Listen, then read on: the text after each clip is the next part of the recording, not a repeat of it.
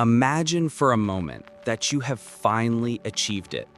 The life you've curated with such meticulous care, the one that ticks every box on the checklist of modern success. The career is stable, the relationships are harmonious, the home is a sanctuary of minimalist calm. Your digital footprint is flawless, a testament to balanced living, mindful consumption, and positive affirmations. There are no jagged edges, no dissonant chords. Everything is perfect. You stand in the center of this beautiful, rational, well-lit room you have built for yourself, and a profound sense of peace should be settling upon you like a warm blanket. But instead, a different feeling begins to creep in from the periphery. A chill, an itch, a deep, unsettling boredom that borders on dread. The perfect symmetry of your life begins to feel less like a sanctuary and more like a cage. Exquisitely designed, but a cage nonetheless. And from some dark, forgotten cellar of your psyche, a voice whispers a terrible, seductive thought. What if I just burned it all down? This impulse, this sudden, shocking desire for chaos in the midst of tranquility, is one of the most terrifying and least acknowledged paradoxes of our existence. We spend our lives, our fortunes, our every waking moment striving to construct a crystal palace, as the great Fyodor Dostoyevsky would call it. A fortress of logic, security, and predictable happiness. We follow the blueprints laid out by society, by self-help gurus, by the algorithms that promise us a life free from pain. We believe with an almost religious fervor that if we can just eliminate suffering, eradicate uncertainty, and optimize every variable, we will arrive at a state of perpetual contentment. And yet, is that what we truly want? Look honestly at your own life. Think of the moments you have sabotaged a good thing for no discernible reason. The relationship you pushed away, the healthy habit you abandoned, the sudden, irrational decision that threw your carefully laid plans into disarray. Why? Why do we do this? Why does the human spirit seem to possess a built-in resistance to its own well-being? What if the very foundation of our pursuit of happiness is built on a profound misunderstanding of what it means to be human? What if suffering isn't an anomaly to be engineered out of existence, but a necessary, even desirable component of a meaningful life? These are not comfortable questions. They cut against the grain of our entire civilization, which is predicated on the idea that pain is bad and pleasure is good, that reason must triumph over impulse, and that 2 + 2 must always, unequivocally, equal 4. But Dostoevsky, a man who stared into the abyss of a mock execution and survived the frozen hell of a Siberian labor camp, returned with a different, more frightening, and ultimately more liberating truth. He saw that deep within the human heart, there is a force that despises the crystal palace. A force that finds the cold, sterile logic of a perfect world to be an unbearable insult to its own freedom. A force that would rather choose suffering, chaos, and destruction than be reduced to a mere piano key played upon by the laws of nature and reason. This is the central, explosive idea that Dostoevsky unleashes upon the world, particularly through his underground man, a character so repellent and yet so undeniably familiar. This man declares that he would even choose madness just to have the right to choose. He says that the one thing man wants above all else is not happiness, not security, not even well-being, but free, unbridled choice, even if that choice leads directly to his own detriment. What if this underground consciousness exists in all of us? A primal scream against the tyranny of the optimal, the efficient, and the sensible. What if the anxiety, the depression, the quiet desperation that hums beneath the surface of our modern ordered lives is not a malfunction, but the cry of a caged soul, a soul that knows something we have forgotten? It knows that a life without the possibility of self-destruction is not a life at all, but a simulation. Dostoevsky knew that the most precious thing we possess is not our capacity for reason, but our capacity for the irrational. It is this dark, unpredictable, and often destructive impulse that makes us more than just sophisticated animals or complex machines. It makes us human. And understanding this force is not just an intellectual exercise. It is the key to unlocking the truth of who you are. The question, then, is not how we can finally achieve a life of perfect happiness, but why we are so terrified of the part of ourselves that doesn't want it. What is this hidden force that quietly governs our lives from the shadows? To find the answer, we must first dare to look at the problem we've been trained our entire lives to ignore. The hidden problem is not the darkness within you, but your fanatical worship of the light. You are the inheritor of a grand, centuries-long project to domesticate the human soul. This project, born from the noble aspirations of the Enlightenment, promised to build a world governed by reason, logic, and scientific certainty. It declared war on ambiguity, on passion, on the chaotic, unpredictable wilderness of human interiority. It promised that if you just followed the blueprint, the cold, hard arithmetic of self-interest and rational behavior, you could construct a perfect life, a crystal palace for your own happiness. This is the hidden program running in the background of your mind right now. The belief that your messy, contradictory, irrational self is a bug in the system, a ghost in the machine that must be exorcised. The great minds of history saw this coming. While thinkers like Voltaire championed the clear light of reason, others felt deep foreboding. The Romantics, like William Blake, warned that shackling the spirit in mind-forged manacles would lead not to liberation, but to a spiritual death. Jean-Jacques Rousseau argued that civilization itself was a corrupting force, distancing us from our authentic, instinctual nature. They sensed that in our rush to become gods of logic, we were forgetting how to be human. But it was the existentialists who truly diagnosed the sickness. Søren Kierkegaard, watching the world drift toward impersonal systems and objective truth, declared that the individual subjective, passionate experience was the only reality that mattered. He understood that the most profound commitments in life, love, faith, purpose, could never be justified by reason. They require a blind leap into the unknown, an act that is, from a purely rational standpoint, absurd. This is the first clue. Your greatest moments of meaning will likely feel, to your rational mind, like a form of madness. Then came Friedrich Nietzsche, who took a hammer to the foundations of the Crystal Palace. He saw that behind the veneer of civilized morality and rational thought lay a primal, untamed force, the will to power. This is not merely a lust for political control, but the fundamental drive of all life to expand, to strive, to overcome obstacles, to discharge its strength. A life of placid contentment, of green pasture happiness, as he called it, is anathema to the will to power. It is a state of stagnation, of decline. From this perspective, that impulse to destroy it all down is not simple self-destruction. It is the will to power rebelling against the suffocating comfort of the cage, a desperate, violent attempt to feel the exhilarating strain of overcoming once more. It is your soul choosing the feeling of strength in suffering over the feeling of weakness in comfort. Psychoanalysis arrived at the same conclusion through a different door.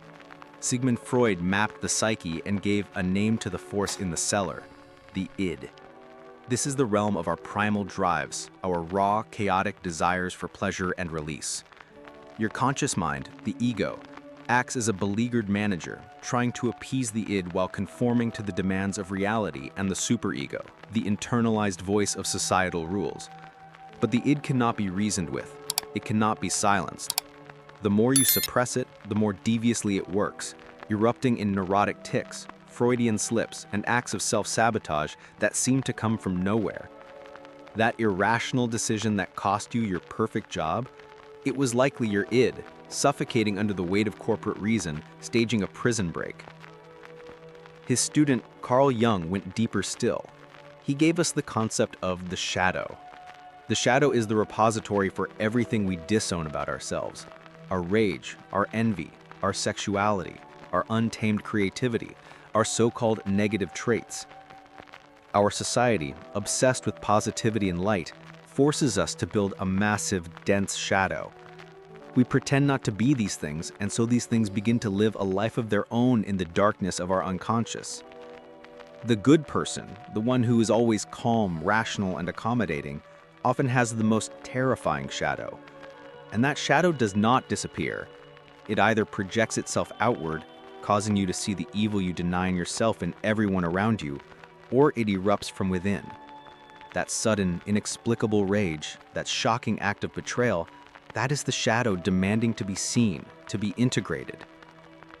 The impulse to destroy your perfect life is the cry of your disowned self, a self that would rather be a whole monster than a half angel.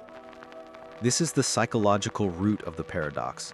Your pursuit of perfection is the very thing that creates the monster bent on destroying it. You have been taught to wage a holy war on half of your own soul. And this internal civil war has consequences not just for your own sanity, but for the very fabric of our world. Consequences that are far more insidious and devastating than you can yet imagine. This internal civil war you've been waging does not remain contained within you. Like a psychological contagion, it spills out, silently shaping the world you inhabit. The consequences are not loud and explosive like a sudden act of sabotage. They are quiet, insidious, and woven into the very fabric of your daily reality. They are the unseen bars of the prison you mistake for a life. On a personal level, this manifests as a pervasive feeling of fraudulence. You know that feeling, the one psychologists call imposter syndrome. The gnawing fear that at any moment you will be exposed as a fake, a pretender who doesn't deserve their success or their relationships. But what if it's not a syndrome? What if it's an accurate perception? Your conscious, curated self, the one you present to the world, is an imposter. It's an incomplete, heavily edited version of who you are. The fear of being found out is simply the terror that your other half, your repressed shadow, will step into the light. You are haunted by the ghost of your own wholeness. This schism is the engine of modern addiction. The endless scroll through social media, the binge watching of series after series, the compulsive drive to work, to shop, to consume, these are not mere bad habits. They are sophisticated anesthetics for the pain of a divided soul. In the deafening silence of your own mind, the whispers from the underground become screams, so you numb them. You drown them out with endless novelty, digital noise, and vicarious drama.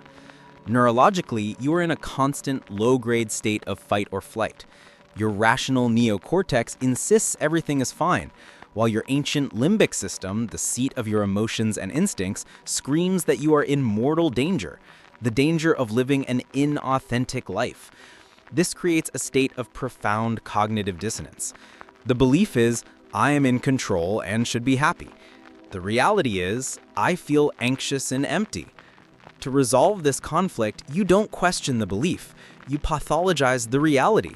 You conclude, something is wrong with me. You accept a diagnosis, a label, a pill, anything to avoid the terrifying possibility that your pain is not a malfunction, but a sane response to an insane way of living. Now zoom out. What happens when a society is composed of millions of individuals engaged in this same internal war? The result is a culture of mass shadow projection. This is the most devastating consequence of all. As Jung prophesied, a person who denies their own darkness will inevitably project it onto others. An entire society that disowns its capacity for chaos, aggression, and irrationality does the same.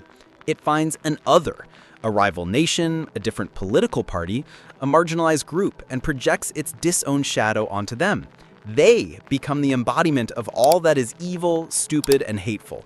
They are the irrational fanatics. We are the paragons of reason and virtue. This is the psychological mechanism behind the most horrific atrocities in human history, a process Dostoevsky masterfully dissected in his novel Demons, where a group of idealistic, rational utopians descend into a vortex of nihilism and murder. They sought to build a heaven on earth by liquidating anyone who stood in their way, never realizing the hell they were creating came from within. Look at our world today, at the vitriolic hatred, the absolute certainty of our own righteousness, the inability to see a shred of humanity in our opponents. This is not a political disagreement. It is a collective psychotic break, fueled by mass shadow projection. This fear of our inner world gives rise to a culture of safetyism. We demand not only physical safety, but emotional and intellectual safety. We build ideological echo chambers and censor challenging ideas, desperate to protect our fragile, one-sided consciousness from anything that might trigger the darkness we refuse to confront. We create a generation of people who, as Dostoevsky's underground man feared, are terrified of real life. They have never been taught how to contend with suffering, how to integrate their own aggression, or how to sit with the discomfort of ambiguity. They are piano keys who panic when a dissonant chord is struck. We are building the crystal palace, brick by fragile brick, and we are imprisoning ourselves inside it. The trap is this. We believe the solution is to reinforce the walls, to double down on reason, to optimize our lives even further, to fight harder against the darkness. But this war is unwinnable. Fighting your shadow is like fighting your own reflection in the water. The more violently you struggle, the more distorted and monstrous the image becomes, and the more certain you are to drown. We are dying of thirst while standing in a river because we have been told the water is poison. The way out is not to win the war. It is to call a truce. But doing so requires a leap into the abyss, a fundamental reevaluation of the very nature of good and evil. If fighting this force only makes it and us more monstrous, what happens if you finally stop fighting? What terrifying liberation lies on the other side of surrender? The way out is not forward, but through. The path to freedom is not a heroic charge against the darkness, but a terrifying, humbling act of surrender. To break free, you must stop fighting the monster in your cellar and do the one thing your rational mind screams is insane.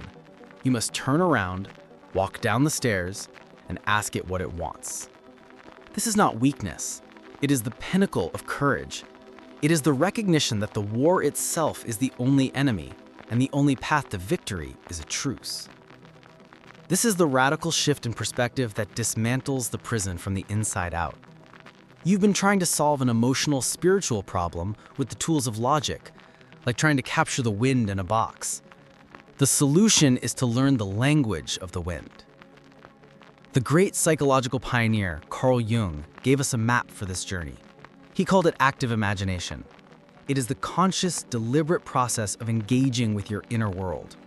It means treating your moods, your impulses, and the figures in your dreams not as symptoms to be cured, but as messengers to be heard. When that self-sabotaging urge rises within you, instead of suppressing it or blindly acting on it, you stop. You give it your attention. You give it a voice. You ask it, why are you here? What part of me have I neglected that you must scream so loudly to be heard? What truth are you carrying that I have refused to see? This is the beginning of what is known as shadow work. It is the alchemical process of taking the lead of your repressed self, your anger, your fear, your shame, your destructive urges, and finding the gold hidden within it. You're not trying to destroy your shadow, you're trying to integrate it. When you do, a miraculous transformation occurs. The unacknowledged rage that made you passive-aggressive and resentful becomes the clean, burning fire of assertiveness. The crippling anxiety becomes the wisdom of prudence and foresight. The wild, destructive impulse to burn it all down becomes the focused, controlled power to demolish the parts of your life that are no longer serving you. The monster, once acknowledged and respected, becomes your most powerful ally. This requires a fundamental shift in your entire orientation to life, a move away from the brittle axis of morality and toward the resilient core of wholeness. The goal is not to be a good person. Goodness that is achieved by amputating half of your own soul is a sterile, fragile, and ultimately false state. The goal is to be a whole person. A whole person has accepted their capacity for both light and dark, for creation and destruction, for love and for hate. As the alchemists knew, you cannot create gold without first descending into the prima materia, the dark, chaotic, raw material of the unconscious. Your darkness is not your shame, it is your potential. Dostoevsky illustrated this perfectly. His character, Raskolnikov, in Crime and Punishment, believes he is a rational Superman above morality.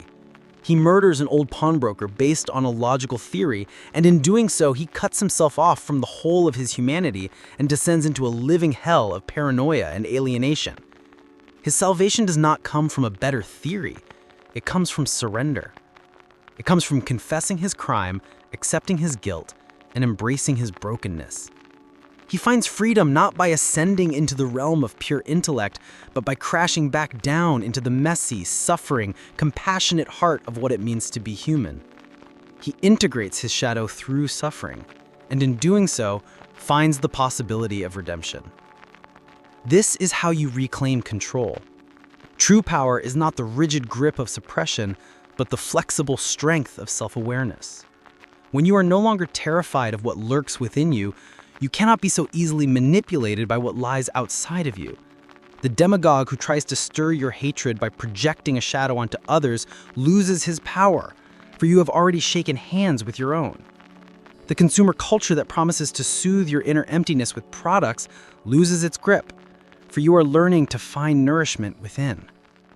The destructive impulse is still there, but it is no longer a wild beast. It is a tamed and focused energy. It is the courage to leave the dead-end job, end the loveless relationship, and walk away from the life that is a beautiful lie. You learn to use fire not to burn down your own house, but to clear away the dead wood and make space for new growth. This process of integration frees you from your personal prison, but it points toward one final, deeper truth, a realization that reframes not just your own life, but the very nature of suffering and consciousness itself. Having learned to dance with your own darkness, you are ready to ask the ultimate question. What is the purpose of the dance itself? So, we arrive at the final question, the one that hums beneath this entire exploration. If the human soul is designed with this schism, this love of the irrational, this capacity for self-destruction, why? What is the ultimate purpose of this difficult, painful, and beautiful dance with the darkness? The answer is Dostoevsky's most powerful realization, a truth that reframes your life, your struggles, and your very consciousness. It is this: consciousness is not a static state to be preserved in a crystal case.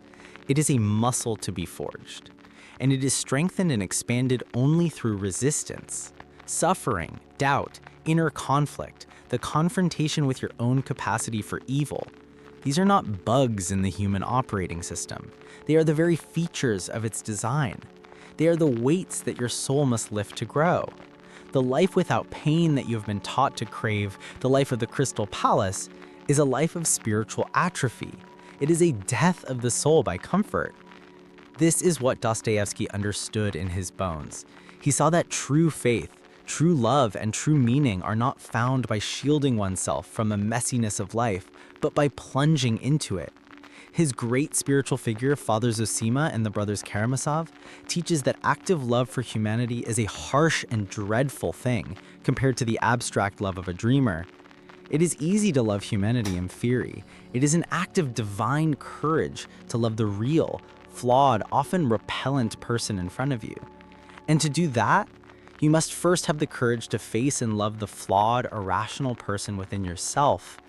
You cannot embrace the wholeness of the world until you have embraced the wholeness of your own soul, shadow and all. Your suffering ceases to be a random, meaningless affliction and becomes your initiation. The pain you feel is not a signal that you are broken. It is a signal that a deeper, stronger, more authentic version of you is fighting to be born. This reframes everything. Your greatest flaws are no longer your shame, they are your crucible.